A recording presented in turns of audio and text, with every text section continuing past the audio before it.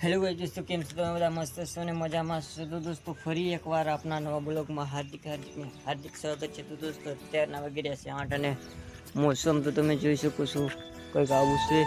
તો દોસ્તો અત્યારે વરસાદ પડતો હતો અને હમણાં જ બંધ થઈ ગયો છે ને અહીં જોઈ શકો છો સુખનો સૂરજ તો ઉગ્યો જ નથી આજે, તો બસ વાદળા જ છે.